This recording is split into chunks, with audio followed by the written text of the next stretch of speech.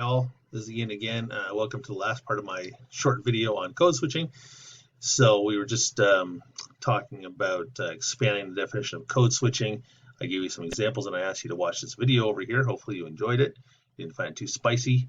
So you can see, a lot of Key and Peele are very funny guys. A lot of their humor is actually based on ideas about code switching, the different kinds of communication they do in their lives. And this one, the joke is, of course, that Obama is this very controlled politician, very measured in his speech, seen as a little bit reserved by a lot of people, unable to express his emotions in public. But that's part of his job. So in the joke of the skit, of course, is that he has an anger translator. This guy beside him, Luther, who acts out his angry emotions and expresses what he's really trying to say with some of his more subtle things that he talks about.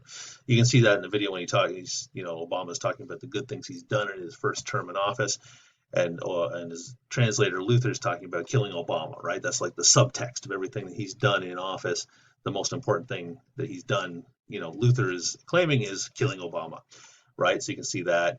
But there's lots of different ways that they're code switching in this. So you can ask, what code is Obama using in the video? What code is Luther using? Why does Obama need Luther? Well, again, Obama is this politician, very measured.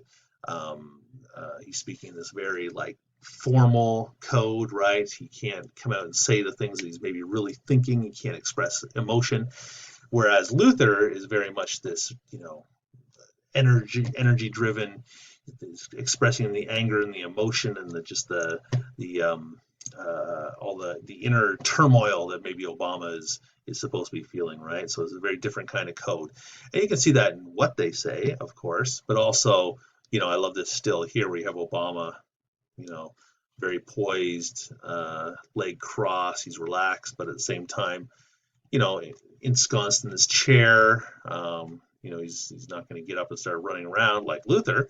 And you see Luther here, the crazy eyes and, cracking his knuckles, and he just looks like he's about to charge you or something like this, right? You can see it in the body language and in what they say. If we go a little bit further, where was I going to get to? Oh yeah, with Luther, jumping around, right? This is the kind of body language, and look at Obama's hands too, very measured.